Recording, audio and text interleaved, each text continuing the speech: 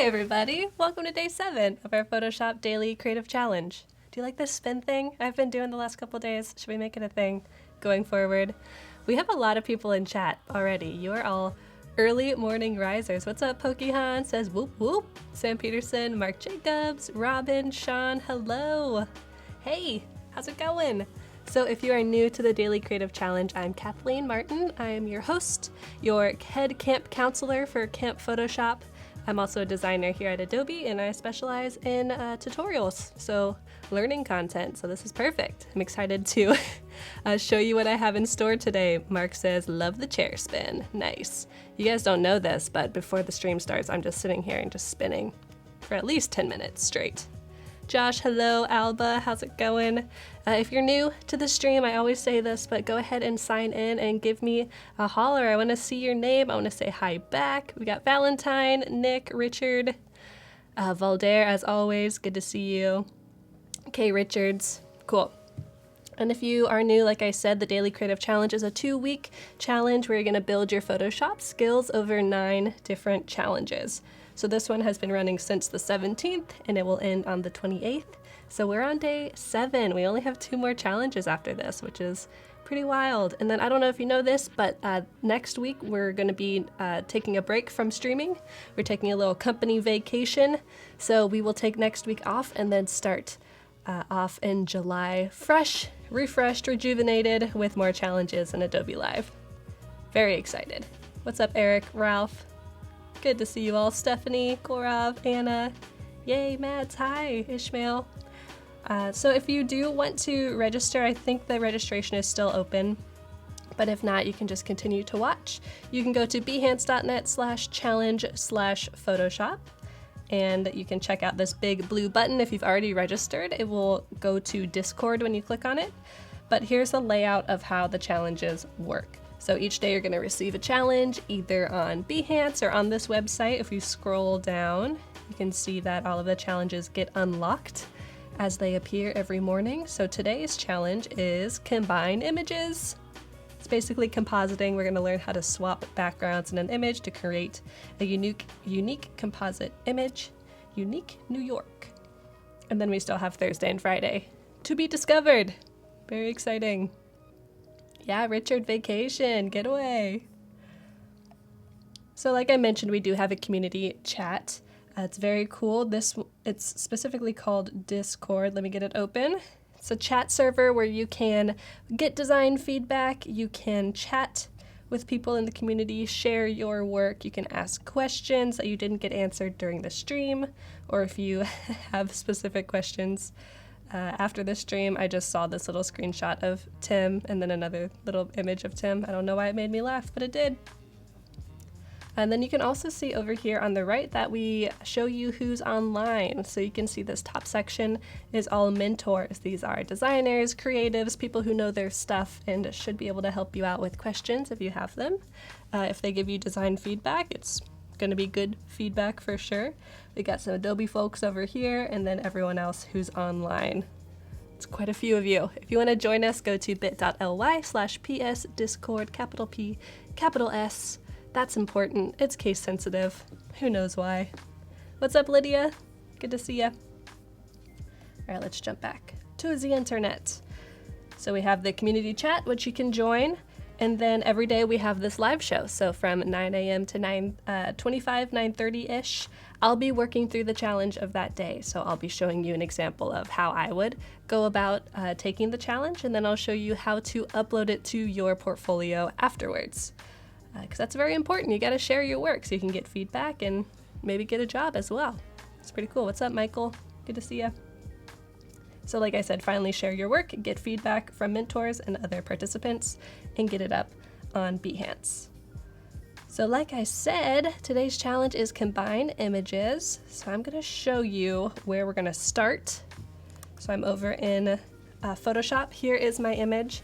And one of the most common things that people ask about how to do in Photoshop is how do I change the background of an image and put a new one in? It's very easy. Photoshop makes it surprisingly easy. So we're going to go from this to this, kind of this cool space theme, falling through all these rainbow portals. Very nice. and we're gonna do it very fast. So I already have this masked out, but I'm gonna show you how I did it. Let's delete the mask. And I think we might have used this a couple times in previous challenges, but I am gonna show you over here on the left side, we have our selection tools. So we have the marquee selection up here at the top, lasso tools right below, and then magic wand and quick selection. So these are kind of the smart selection tools. So if you get those selected, you can also tap W, that's the hotkey. You'll notice up here at the top, we have a couple options that appear. We have select subject and we have select and mask. Now if you click select subject, it should select the main subject of the image, although this image might be a little too small for it to work, but let's see if it works. Right, so it selected the rock instead, so we're gonna deselect that and do it manually. Luckily, it's super easy. Josh says, where do we get the image? Josh, you can use whatever image you want. You could use a selfie of yourself jumping. You could just search jumping person on stock.adobe.com, and you can download a preview for that. This is just an image I had saved on my computer. All right, so let's go to select and mask, and it's gonna open up this select and mask workspace. Now this is pretty magical, so don't be alarmed. I'm gonna go over here to the left, and I'm going to make sure quick selection tool is selected. It's at the top tool over here. And I'm gonna increase the size of my brush just by dragging the slider up. You can kind of see how it looks by hovering it over your image. Let's make it a little bit smaller. All right, that'll work. And I'm gonna make sure that this plus sign is selected because we're gonna be wanting to add to our selection and not taking away from it. Okay, so it's a quick selection, so it kind of does a lot of the work for you. I'm just drawing, clicking and dragging, and it pretty much selected the whole figure for me already. If you hit the left bracket key, you can see the brush getting smaller. Right bracket makes it bigger. So I'm gonna make it a little bit smaller so I can kind of get in here in the nice nitty-gritty of his arm. Command Z to go back if you make a mistake. Just making sure all of his fingers are selected. We don't want him to lose any fingers in transit. Increasing with the bracket keys, just scrubbing over, making sure I'm getting everything. In this image, it's a little hard to see what's selected or not because there's some red light on his arm. So I'm gonna go over here and change the color of my mask so I can actually see a little bit better. Let's do something light so I can really see. All right, so I can tell that the shadow on his hand is still selected. So let's get that in there. Okay, you can also increase or decrease the opacity so you can really see how your selection is looking. That's kind of an assault on the eyes. Let's make this blue. All right, that looks pretty good. Now, if I really wanted to dig in here, I could even go into his hair and use this refine edge brush.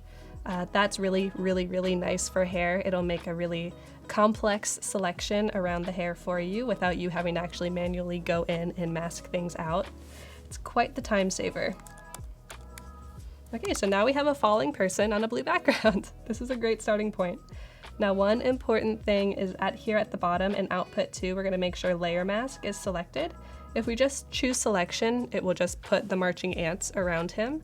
But if we choose layer mask, it will delete the background for us. So we've done it. We've deleted the background of an image, but now we need to replace that background with something else.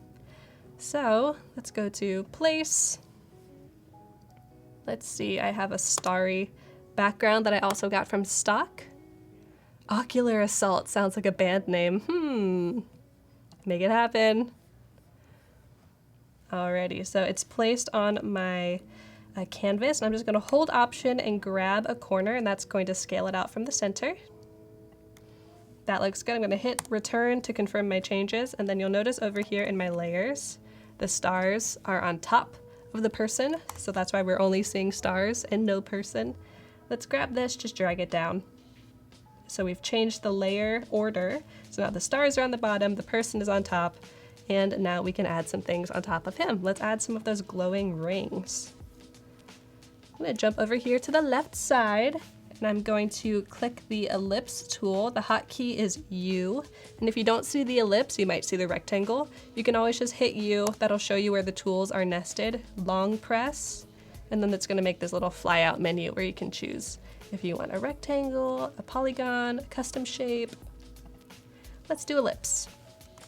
All right, I'm going to zoom in a little bit. Command plus to zoom in. That looks good. Yeah, Sam's always good for giving feedback. By the way, we have more compositing coming up after me. We'll go over the schedule here at the end, but we have a very cool compositing artist that's going to show you more Photoshop tips and tricks coming up next with Paul Tranny. All right, so I've made my ellipse. Now you can see up here at the top we have a fill color and a stroke color. This is kind of like Illustrator. This is relatively new to Photoshop, these properties that you can change really quickly. So when I click fill, I'm going to choose none. That's what this little red line means. It means no, none of them. And in my stroke, I'm going to choose, let's see, maybe something kind of aqua-y. Now if I deselect it, you'll see it made this awesome ellipse, but the stroke is a little bit too thin for my tastes. So luckily, if I still have my ellipse layer selected over here, and I go back to my custom tools, my smart shapes, back here at the top I can just click this drop down, increase the slider, and that'll increase the stroke. So it does it in real time. Super easy. You can always come back and change this. How's that look? Pretty cool. I like that. This one reminds you of that space meme. Which space meme? There's many. Yeah, Mark Jacobs, thank you. Control plus for Windows users. Command and Control plus. All right, so this is cool, but it looks a little bit flat. So I'm going to add just a little bit of a glow. There's a pretty cool 1-minute tutorial about how to add a neon glow to a shape on the Creative Cloud YouTube channel, but I'll just show you here very quickly, hopefully in under a minute. So I'm going to go down to Effects, making sure that my ellipse is still selected, and choose Outer Glow. I'm going to zoom in a little bit, and it already has a nice outer glow. I kind of like this, but let's maybe increase the spread a bit, but also increase the size. We don't want it to be too hard of a line. I want it to be really diffuse and glowy. You can always just play with these, and it's a live preview, so you can see how things are going to look as you change them. And then one of the coolest parts about these effects is that you can change the blend mode. So this is how you're going to make it see-through or transparent. You could make it darker, add a bit of a shadow. I think I had it on color dodge. Nope. Linear dodge it is. Cool, that's awesome. So I'm going to click OK. Now for the final little piece of this, I am going to make sure that my ellipse is selected. What's up, Nuno? Good to see ya. I'm going to make a layer mask, so coming down here to the bottom, it's this tiny little icon. Boom, right there. Add layer mask. Maybe. There we go. And with that mask selected, you'll notice that my colors changed from the blue and whatever I had selected to just black and white. So this is when you're in a layer mask, these are the options you'll get. When you use black, you're going to erase, and when you use white, you're going to bring it back. So let's go to our brush tool. And let's see, what part do we want to put behind him and what part should be in front? I think this bottom one should be in front. And this should be behind. Okay, so I'm going to zoom in a bit. I'm going to make sure my opacity is up to 100, flows up to 100, and I'm just going to paint over this line. Remember, I'm using black, so it's erasing. It's also going to erase that glow a little bit to make it more realistic. Cool. So now it looks like he's falling through the ring, which is awesome. I'm going to take it maybe one step further and maybe erase it from in front of his arm too, so it looks like his arm is coming in front, although that might not make sense if he's falling through. How would his arm get through there? I kind of like it though, just as a design choice. Adds a little bit of complexity to to his design. Now this looks pretty cool. I've taken it a step further in my version where I've put the person, I added a little bit of gradient. You can barely see the change, but there's a little bit of blue at the bottom. Now there's a little bit of purple at the top, just to give things even more of an otherworldly feel. I added a couple planets to add some hierarchy. Things are far away, things are close up. Added many different rings. This might be ring overkill, but you know. And then my final step was to add a color lookup layer, which adds a nice kind of filter over the entire image to really mesh it together. So I'll turn that off, turn that back on. This has more of a saturated feel, and this is a little more like crisp and deep spacey. And I'll show you how to do that really quick. We're gonna go down here to adjustment layers and choose, where is it? Color lookup. It's going to open up these options in your properties panel. In the 3D LUT file, you're going to choose a LUT, and you can preview them here. That looks pretty cool. It's kind of like a flattened, warm version. And then you can always decrease the opacity, increase it how you like, even change blending modes too. So there's literally an infinite number of possibilities, to infinity and beyond, as our friend Buzz Lightyear likes to say. So I'm really excited to see what you're using. What color lookup layer? Is that a filter effect? Or Jonathan, I hope my explanation just was helpful for you, but it's down here in adjustments. It's basically just like a color profile that you're putting on top of your photo, like an Instagram filter. But it's down here, color lookup, and then you can choose. You can even load your own. You can download them from the internet. You can make your own with Capture. Oh, okay, you're showing it, nice. Kovia, it's your first time to get it onto the live stream. Welcome. Good to see you. All right, so chat, what do you think? Do you like the rainbow rings, or do you like the simple, just one ring? One ring to rule them all. How do we feel? I'm gonna let you decide which one I upload to Behance. The simple one, this would make a cool phone background. Or the more complex story one. Thanks, VS. Appreciate it. And like I said, there's an awesome photo compositor coming up next who's going to show you even more tips and tricks. One ring to rule them all. Maybe Mark Jacobs thinks the single one. This one, perhaps simple. Richard says rainbow rings. It's a difficult choice. Okay, rainbow. Sam, I like the simplicity too, but I think rainbow's winning. Maybe I'll post the simple one on my Instagram. On my stories. It's the perfect aspect ratio. Okay, so let's get this exported and then uploaded. We are going to go down to File, Export As, and someone was asking yesterday, what's the difference between just going to Save As and saving it as a JPEG versus Export As? In Save As, you can choose your file type, so JPEG, PNG, whatever, PSD, but with Export As, you have a lot of options right here at the back end. So you can choose your format, JPEG. But you can also choose your image size, you can change the canvas size, you can download multiple sizes of your image. So say you need to export these for screens, multiple different screens. Maybe you need one for phone, desktop, web. You can do that all here. So let's make the width, let's see, 500? We don't want it to be too much bigger than all of the other projects we have already on Behance.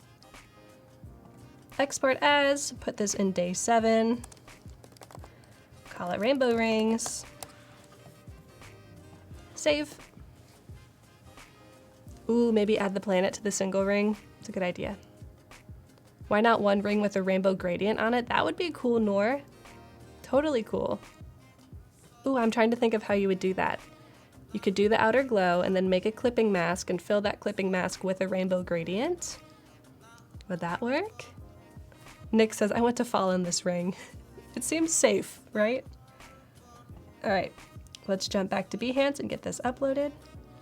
And actually before that, I'm gonna post on Discord. I'm gonna post both of my designs and ask which one people like better. Which one do you prefer? This is the beautiful thing about Discord. is you can post your work, get feedback. June, day 7, rainbow rings. Oh wait, I never saved the original one. Hold please. Uno momento. Let's export it real quick. Super quick to get things saved out in Photoshop. Thinking. JPEG. Width 500. Export all. Simple ring. All right, let's do it. Portals and simple ring. Select them both. You feel like the rings are the wormhole to Planet Photoshop? Oh, do you have to take a wormhole transportation to Camp Photoshop? Camp Photoshop is really just a planet. Wow, there's a story there. All right, let's get this uploaded. So we are going to be adding this image to the project that we've been creating the last 2 weeks, which is amazing. I've been very impressed with all of your work and how you've been keeping up with the challenges. I know it's a lot to do every day, and you don't have to make every project every single day. You've got a little bit of time to catch up. We're gonna click edit. What's up, Jennifer? Dama, hi, good to see you. Is there a different compression, etc., or would they produce the same image if the same options are selected? They should, if they're the same size. I don't see why they wouldn't. Oh, are you talking about if you do save as versus export as? I'm not sure. If you're worried about compression and those kind of things, I would recommend export as instead of save as, so you have more options. All right, day 7, photo composite. So remember, this challenge really was to just remove the background of an image, but then once you remove the background, what do you do with it? Are you trying to make it composite? Are you trying to put yourself in front of the Grand Canyon when you're really on the subway? What are you trying to do? There's a lot of option for creativity here. Alrighty, let's navigate back to our files. June, day 7, rainbow rings, boom. Very cool. Okay, remember in our settings, we need to make sure that in discoverability, we have PS Daily Challenge chosen or typed in. That's how you're gonna be able to find other people's work and get your own work discovered. So let's check out our new project with our new things inserted. We got our retouch a portrait. We used the smudge tool. We used the pen tool and layer masks to make some cool fashion. We used a template to make this awesome blast off poster with the one and only Gusbot as the main character and Valdair and Valentine. We designed, distressed, and mocked up a vintage t-shirt design, which that was a lot of work to do in one challenge. I'm impressed. We made our souvenir postcards yesterday with text, and today we did our photo composites. Very cool. So what could it be? What could it be tomorrow? What do you think? I'm excited to hear your ideas. I'll be back tomorrow morning at 9 a.m. with day 8. So we'll have day 8 and then day 9 is the last one. And then maybe we can look at the schedule super quick for the rest of the day. Yes, today on Adobe Live. So after me, we're gonna have more photo compositing with Sean. He's also gonna be talking about career building, and Paul is gonna be here with him, hosting him. Sean's an awesome photo compositor, makes really cool work. And then after Sean and Paul, we've got Andrea coming up with her daily creative challenge, but for Adobe XD. So if you like screen design, web design, user experience design in general, come back for that. And then finishing out the day, we've got Stan coming in for more XD. So 2 compositing streams, 2 XD streams, a little bit of career building mixed in there. It's gonna be great. So like I said, I'm gonna be back tomorrow. If you want to stay in touch, please feel free to jump on Discord. It's bit.ly/psdiscord, capital P, capital S, if you want to check it out there. And I'm looking forward to it. So I'll see you all tomorrow. Bye.